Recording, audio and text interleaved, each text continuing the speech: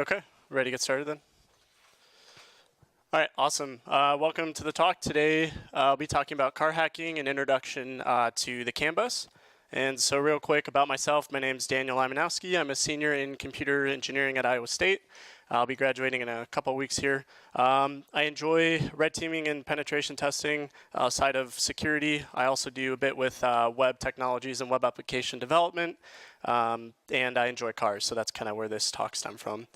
I currently work for Ice Age at Iowa State. We put on the 5 cyber defense competitions a year. I've been doing that for quite a while, and I'll be finishing up with them as I graduate. And then I also work at ISU's IT security team, and I've been doing that since August. Okay, so they always say start a talk off with something to drag the audience in and get their attention. So I want you to kind of visualize yourself if somebody wanted to kill you, how they would do that. And you might think they could grab a weapon like a gun or a knife or some blunt object and strike you over the head. However, that's messy, that leaves evidence behind, and that's very easy to pick up on. And what if we wanted to do this to make it look like an accident? And the way we could do that is via a car. So in 2015, the two guys on the left there, Charlie Miller and Chris Valasek, you probably heard of the Jeep hackers in the news. And they, in 2015, demonstrated that it was possible to remotely control a vehicle from the telematics unit, which we will talk about in detail a little bit, how they could gain access from a cellular network and get onto the primary functional network of a vehicle, also known as the CAN bus. And so hopefully, knowing that most people drive and have cars, and especially now that we're moving into autonomous vehicles and really trying to go down that path, here's a screenshot showing the funding that various companies like Uber are getting to develop these autonomous vehicles. You can see kind of the threat landscape here as we are starting to rely more and more on networked and electronic components to control cars. So I wanted to explore in the research that I did on my own time, once a attacker gets onto a vehicle remotely, what can they do to the vehicle? Okay, so a quick overview. I talked about why I want to give this talk. I'm going to talk about remote exploitation possibilities very quickly. That's not the focus of this talk, but the focus of this talk is actually the CAN bus. That stands for the Controller Area Network. This is your primary network on a car in terms of controlling the components that are necessary to make the car function. And then I want to talk about how you can reverse engineer the CAN, because as we'll see, it's all very proprietary information that car manufacturers do not want to give out. And then we'll look at how we can practice these reverse engineering techniques on an actual simulator. We don't need a car for this, which is awesome.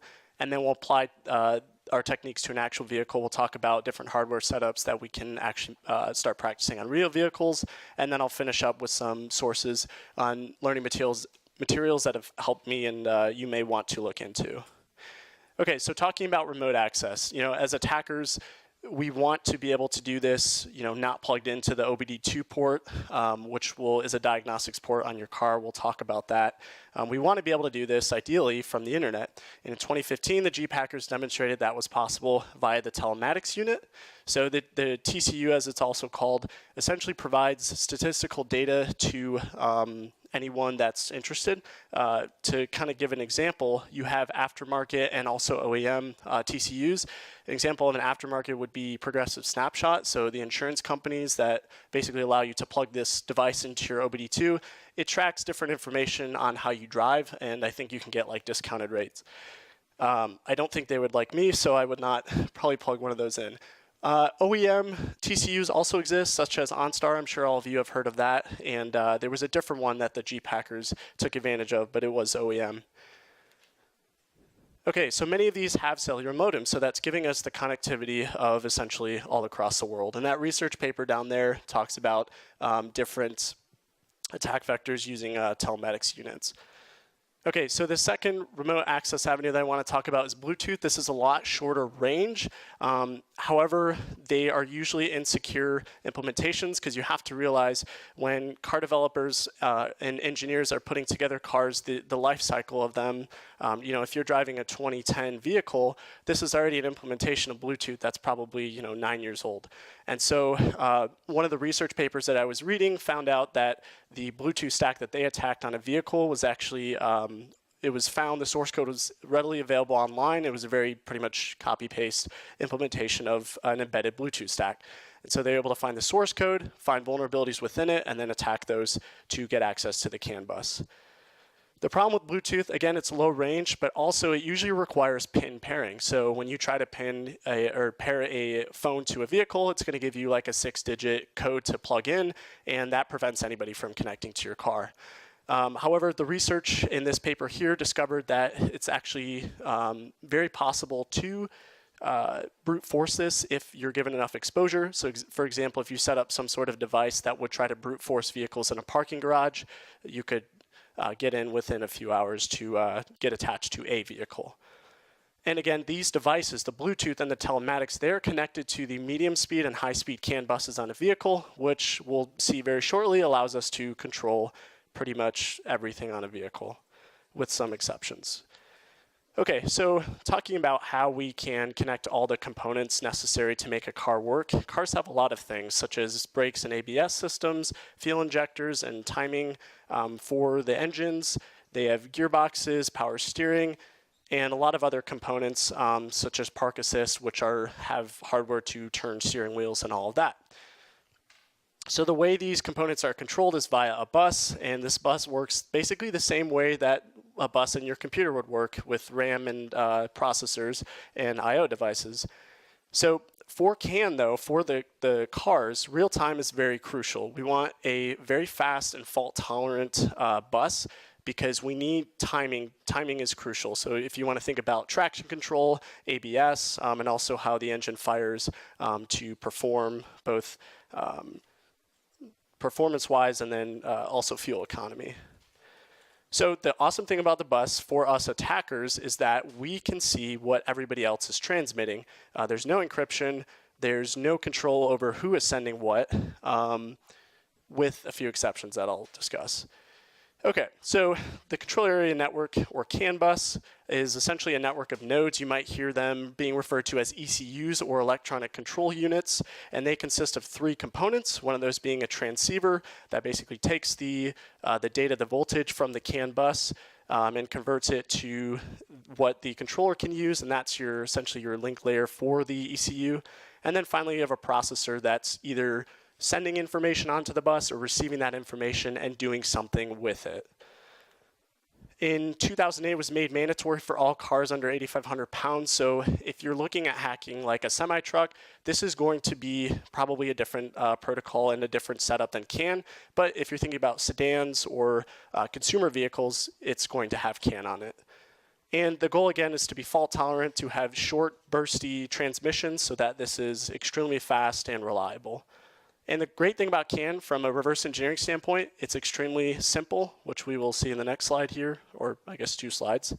So this is a diagram I made. It just shows how CAN is set up at a very primitive level. You essentially have 2 twisted pair wires that are running all throughout the car, and you have CAN high and CAN low, and then they are terminated at each end by 120 ohm resistors, and then all the nodes are just hooked up to both of those wires, and they can read and write onto the bus. So again, you have CAN high and CAN low, and they are transmitting essentially the same signal, but it's used via differential signaling. And the reason differential signaling is used is it helps filter out any noise, again, looking for fault-tolerant capabilities. And again, the twisted pairs help remove any sort of noise. So here's a trace. It also shows how the frame is set up, but you can see the traces here in terms of how the voltage drops and rises. And this represents your logic 1 and your logic 0. So the differential signaling, again, helping to cancel out noise. But we're looking at a neutral level of about 2.5 volts, and then up at about around plus 2 volts to that, we have what is the recessive, or logic 1 at 2.5 volts, and then the signal will go up to what's called a dominant signal, or a logic 0. And so that's how your binary data is represented. So looking at the frame, the most important part, arguably, about a CAN data frame is what's called the arbitration ID. This represents what the frame does or what it controls, and also its priority. So this is a big thing for attackers to keep in mind, is that the lower the number of the arbitration ID, the higher priority it has on the bus. So for example, if we have arbitration ID 101, that wants to write on the bus, but arbitration ID 100 is already writing on the bus, then it's going to wait for that 100 level to finish before it starts writing. Next, we have the RTR, which is not very important here, but it's set to 0 when we have a CAN data frame or a CAN frame that's representing data to be sent out. Then we have the data length, which is the number of bytes of data. The most you can have in a standard CAN frame is 8 bytes. And then finally, we have our 8 bytes of data that essentially tell something to turn the turn signal on, or turn the steering wheel so many degrees, or tell our tachometer what the RPM is at. Okay, some caveats and things to keep in mind about CAN is we are never going to be able to tell where a CAN frame originated from. And this is great as attackers because it allows us to impersonate basically anything on the network. Each node, each ECU is listening for a specific arbitration ID, and it only cares about the data that it needs, such as the speed or tachometer is looking for the value that represents RPM so that it can set up your dashboard accordingly. Okay, so another thing to keep in mind, and this is a quote from Ford's OpenXC program. OpenXC is something, I guess, to be aware about. They're trying to open source some things with how vehicles work and how you can pull information from them, but it's pretty neutered and you don't get to do a lot with it. It's very, the data that they want you to get, you're going to get, and that's about it. However, this is actually a quote from their site, and they say that the frame IDs, arbitration IDs, are considered sensitive information by vehicle manufacturers, and so they're not going to give you the information on how to control different components of your car. And so, again, we can mimic basically any sort of CAN frame. We can send any sort of information we'd like onto the network, and there's not a lot of security built into CAN. Okay, so going into starting to look at how we can reverse engineer this, I thought when I started researching this that the barrier to get into this would be high.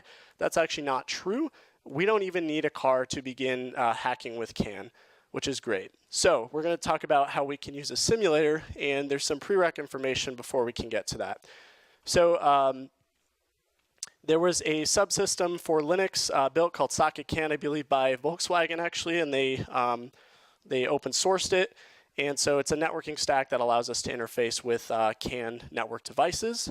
In addition to that, there's this awesome library called CAN utils. CAN utils is utilities to allow us to work with CAN, and we'll see, I'll demonstrate a few of those here in just a second.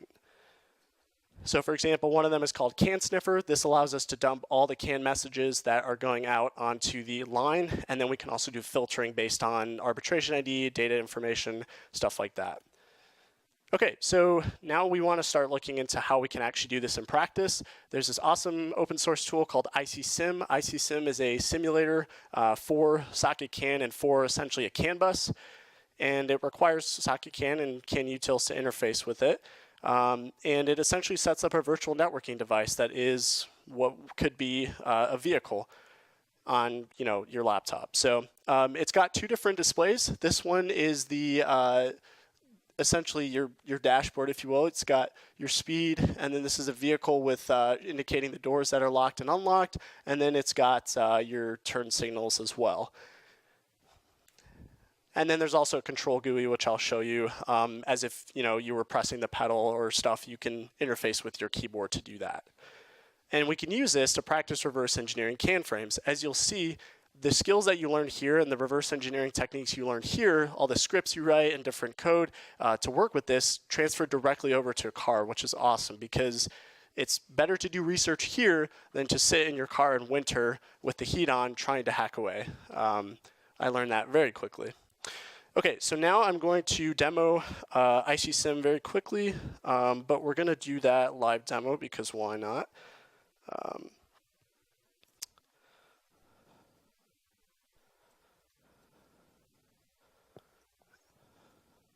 Okay, so let me make this bigger here. Okay, so I've got ICSim and CANutils already on my device. I can run this script here to set up a virtual networking device for the CAN. And so I can just go ahead and run that real quick and get that set up. And then I can start up the ICSim simulator itself on my new VCAN0 networking device. So now we've got this fun little GUI here. And then I can also start the controls panel. I'm not sure why they chose a PlayStation controller, but they did. I don't know why pedals wouldn't have been a better solution, but that's what they did. So I've got both of them open here. If I click on the control panel, I can hit the up arrow, and that's going to start increasing my speed. So now it's like I'm pressing on the throttle. If I do things like left and right arrow keys, I can turn the turn signals on, and I can also lock and unlock doors via the Shift A, Shift B, X, A, Y. So, and then lock them with the left shift. So that's what ICSim provides us, and this is actually all going onto the CAN frame, a very realistic implementation of simulated CAN data. And so we can use CANutils now to start messing with and seeing this data. So I'm going to go into the CANutils repository here, and we can run like can dump. Can dump just dumps everything onto the wire, just dumps out so you can see it. So this just basically looks like a bunch of numbers. It's not telling us much. I can stop it, and it's still not going to help. But again, we are not going to get information as to what frame correlates to what from car manufacturers. It's our job to reverse engineer that. So another utility I like is called CAN Sniffer. I can use the -C flag to colorize changes, and it's actually going to strip out all the frames that aren't actively changing. So I'm just looking at what's changing. So I can run that on my VCAN0 device, and I'll zoom out a little bit so it stops moving. But now we just get to see what's changing in live real time here. So now this is a very primitive way to go about doing this, but what I'm going to do is start messing with the turn signals and seeing if I can identify what value is changing within these active frames here. So I'm going to turn the right turn signal on, and I won't have you guys look forever, but if you look right around here by 188, we can see that this value is changing from 00 to 02. So I can filter out with CAN Sniffer by hitting the minus sign and typing in 6 zeros here. So now I've filtered out all of the CAN frames. Now let's say I just want to look at the ones that are arbitration ID 100. So I can do plus 100, oops, and then okay, so I did plus 100, 700, that's for the bit mask essentially. And since the arbitration ID is only 11 bits, I could have done F00, but 700 works just fine. So I've masked out everything that's not a 100 arbitration ID, and so now I can zoom in a little bit more here, and hopefully you can see it better. Clicking on my controls panel, but now you can see 188 switching between 0 and 2. If I did my left turn signal, it's now switching between 0 and 1. If I try to do them both at the same time, we can see it's going from 2 to 3. So clearly 3 indicates both at the same time, like your hazards. Your 1 is your left and your 2 is your right. So it's a very elementary way of reverse engineering the frames, but we've learned that arbitration ID 188 refers to basically our turn signals. And so this is how we can get started building out a essentially like an Excel spreadsheet on what CAN frame does what. All right, so let me head back into the presentation here.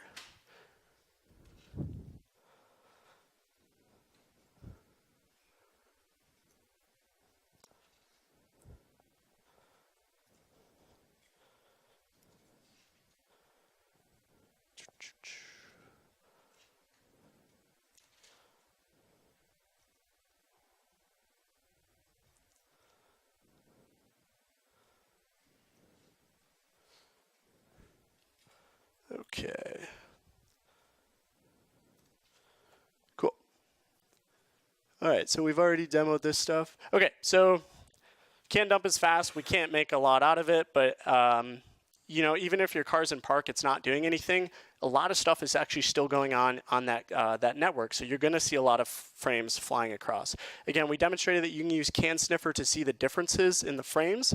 And so we're able to identify our arbitration ID and the data that control the different turn signals.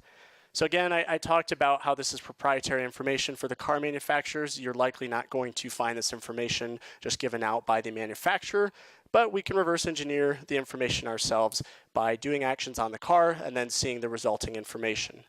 Some people have contributed their own research online, so if you're looking to hack on a particular model, I suggest looking it up. But again, this changes year to year, so it's kind of frustrating.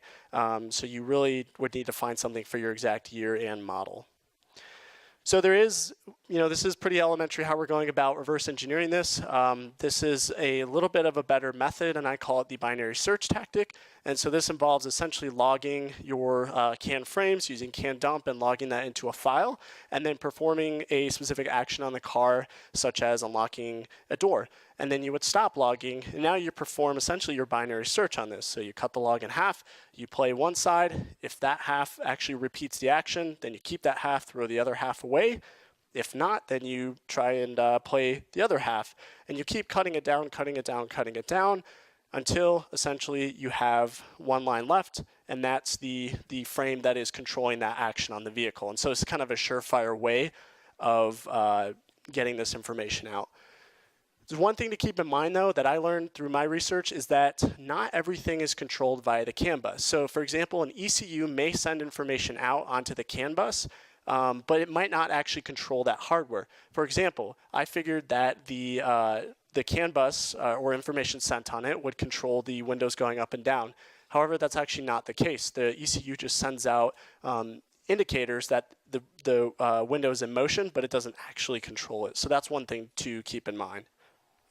Okay, so now I want to move into how we can actually do some real car hacking. So this is an example setup that I used using a Raspberry Pi 3 for 35 bucks. What's called a PiCan 2 CAN interface. It's a shield that sits on top of the Pi and gives you a serial port. And then to hook up to your OBD2 or diagnostics port on the car, you need to buy another cable. So this will run you just under, I think, 200, something like that, to get all that going. Yes? I have not done anything with Arduino, so I can't comment on that. But the other option that I actually really do like, it is a bit more, it's not as secure in terms of having an OBD2 plug, but there's something called the Cannibal. This is a kind of an open source board. It's a small, I think it's one guy making the board. But anyway, it's only 30 bucks. You can purchase it, and then it's got hookups for your CAN high, CAN low, and then ground. And as you can see, those three wires are going into, is that cut off? Oh no, it's kind of hard to see, but they're going into the OBD2 port on my vehicle. So I keep talking about OBD2 port. What the heck is this thing? It's used for diagnostics. It's required on your car. If you've ever gone in for emissions testing, they're going to plug into your vehicle and then run diagnostics on that. So it is required in all vehicles. There are 16 pins on this. The ones that we care about are always going to be standard. Pins 6 and 14 are your CAN high and CAN low. There are other pins that are mandatory for each car, but there are also pins that the manufacturer can decide what they want to do with that. So usually, again, that's proprietary. This provides access to what's called the gateway module, and what this does is essentially a router for all of the CAN buses. But we'll see, as I picked up on my research and through reading research papers, some of these gateway modules actually have firewalls, and they prevent what information can be sent on the bus. One way to get around this, simply wire yourself up right behind the gateway module. But that does require taking apart your car. That's not something I wanted to do with my daily driver, the only thing I have. So maybe for future research. And I mentioned that. Okay, so this diagram, I can't verify the legitimacy of it. I literally found it on some forum. I do not know where this guy got it from, but it at least shows an example of how a CAN bus might or CAN network might be set up. The DLC here, the blue, is your data link connector. That is also your, also known as OBD2 port. And then you've got your gateway module that's basically acting as your router for all your different buses. So you can see HS, you can see MS, that stands for medium speed and high speed. High speed is your more critical stuff, like braking or what your RPM and speed are at. Medium speed is more things like thinking infotainment, and so different things that aren't as data or speed critical. So there's many different modules. For example, PCM, that stands for your powertrain control module, and PAM is your parking assist module if you have your car equipped as such.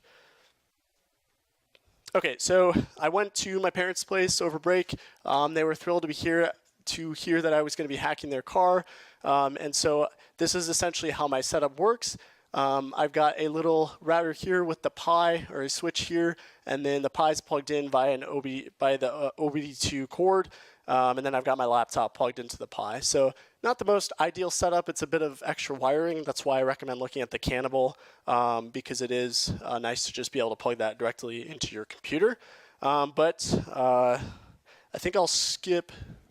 Let's see if I can open up this video. The video's not great. I really wish I would have taken more videos when I was down there. However, see if I can drag that over there. So you'll have to ignore the, come on. All right, you'll have to ignore the annoying subtitle or information up there. But anyway, you can see I'm using CanSend to send a single frame onto the vehicle, and you can't hear it here. Perhaps I could turn the volume up. Okay, that's fine. But anyway, it's demonstrating that just sending one frame can control the locks on the vehicle.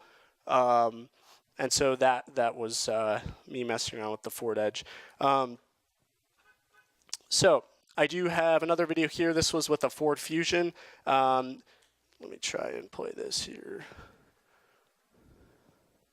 Okay, so here I'm using CanSend again, just within a bash script here, and it's sending out information for the tachometer to read, values to read. So you'll see in the video, as soon as we get here, I think I run it, and then the tachometer is going to jump up and down because I'm basically intercepting or writing over what it's currently reading, and then you can make the tachometer move. If I were to write at a higher speed, it would stick at one level, so you could do all sorts of fun things with that on the CAN bus.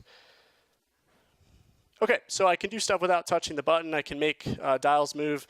That's not really that great. But I'm just testing the safe stuff. With cars, it's been demonstrated that you can disable power steering by flooding the bus. So the Jeep hackers demonstrated this.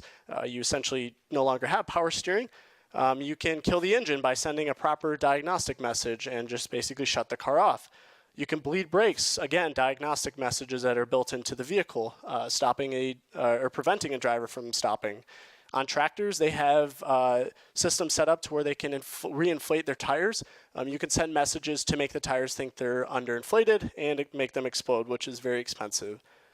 And also remote steering, braking, accelerating has all been demonstrated to be attack surface because those modules are built into the CAN bus for networking purposes.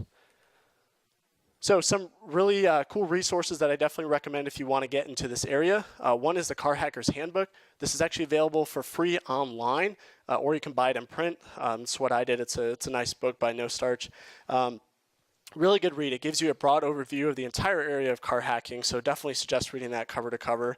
Next is Charlie Miller and Chris Valasek, the Jeep Hackers research materials. They've got a website up. If you type car hacking, it comes up pretty much at the top. But they've got really good research papers. They've donated or given out all their code and information on how they were able to accomplish what they were able to. Next is a link to CAN utils and ICSIM repositories. Again, if you don't have a car to start hacking on, you can do that on your own laptop via these open source libraries. If you're not the command line type person, Kayak is actually a Java GUI, I believe it's Java, that lets you do a lot of the same things as CAN utils. So definitely look into that if you prefer GUIs. And then finally, Open Garages is a community based around tuning engines, but also car hacking. There's quite a few car hackers on there willing to share information and help each other out. So awesome community there. And that is all I have for the talk. There's some of my sources, but yeah, so thank you very much. I can take any questions if there are any out there. Yeah.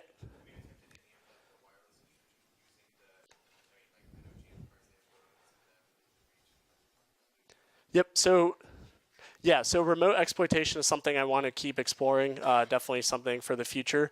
I have looked into TPMS, which is the tire pressure monitoring system, in terms of being able to track vehicles via that. I've done a little bit of research into that. People have demonstrated that it is possible to actually uniquely identify vehicles by the signal that it sends, because the TPMS systems for your tire pressure, it's actually wireless, and so it's sending that information up into the wheel well. But if you get powerful enough antennas, you can intercept that signal and uniquely identify a car. And so there's been some research done on that, but that's about all I've looked into in terms of like wireless based. It's a frequency similar to Bluetooth, but it's usually not Bluetooth, I don't think. Yeah,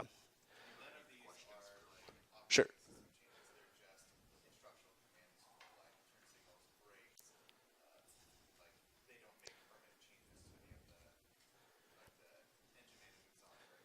Right. So there have been.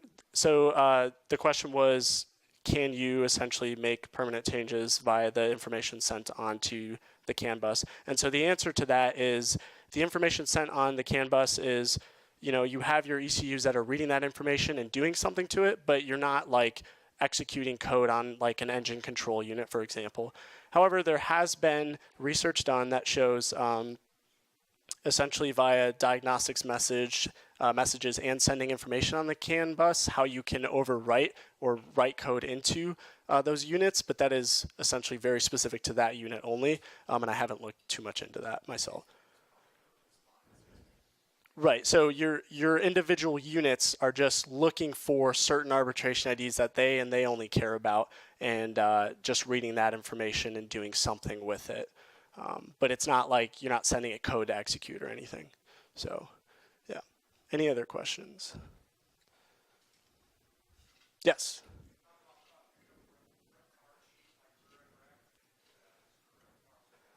Yeah. So the question was, have I thought about getting some different sort of car to work with? And so, yeah, I would love to. I'm trying to graduate college and get that paid for. If anybody would like to donate something, I would love to mess with it.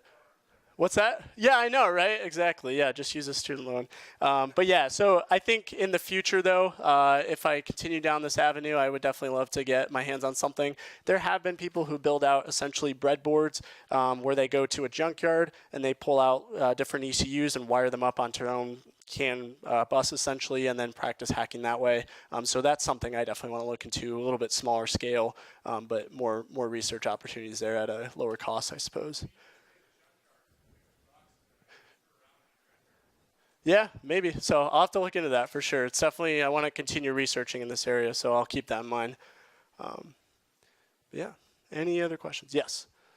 Is there any possibility of using some of the Bluetooth-enabled like dongles that go into those? I forget the name of the port, but the ones Mhm. you usually use for diagnostics. Can those be used to send signal into the CAN bus as well?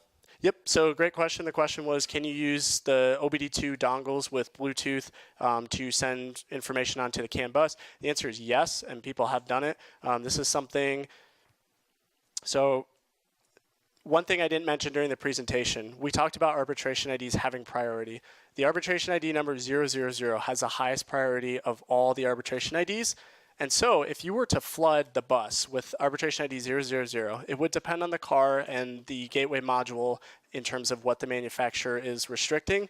However, on some vehicles, it has been shown that if you flood the bus with 000, the car actually won't start. Or if it is started and then you start flooding, you would have unexpected behavior.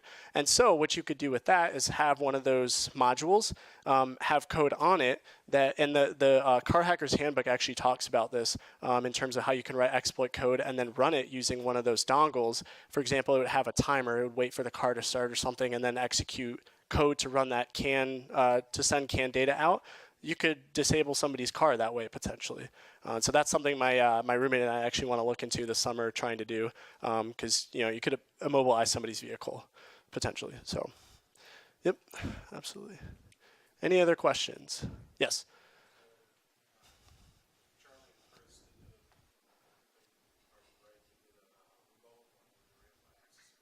Yes. Right.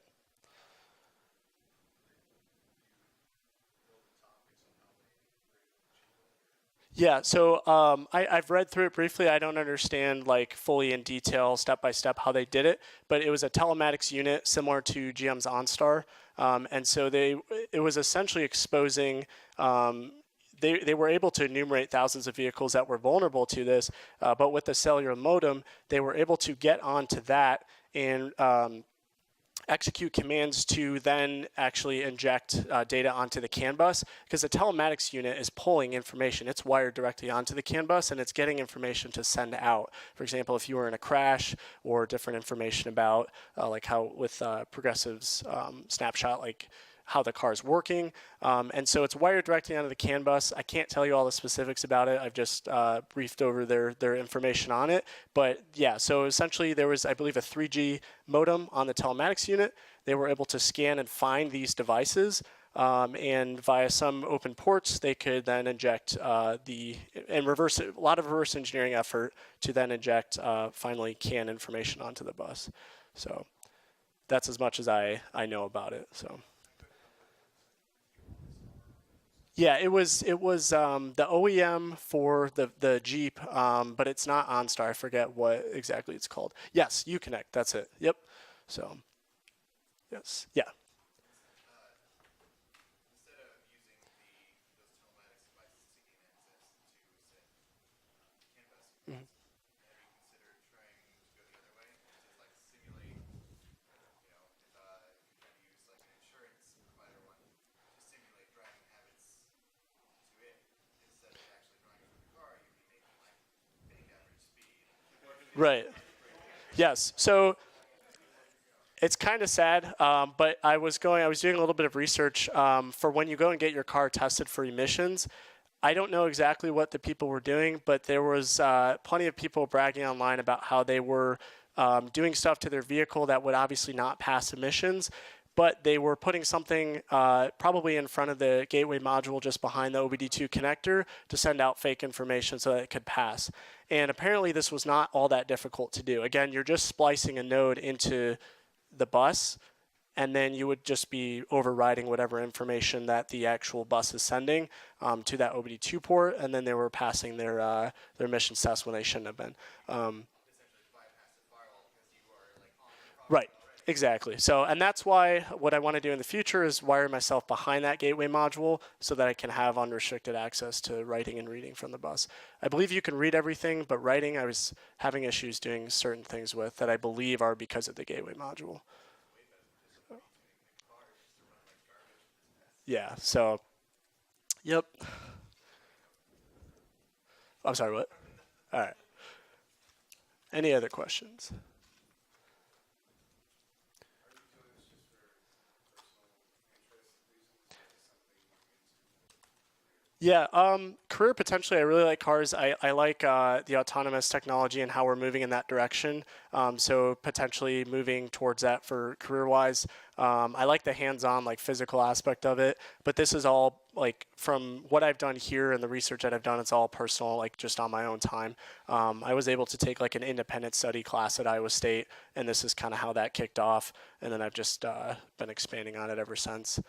So yeah, career potentially down the line, but right now this is just personal for fun. So yep, absolutely. Cool. Well, I think we're out of time, or we're getting there. So thank you very much. Appreciate you coming.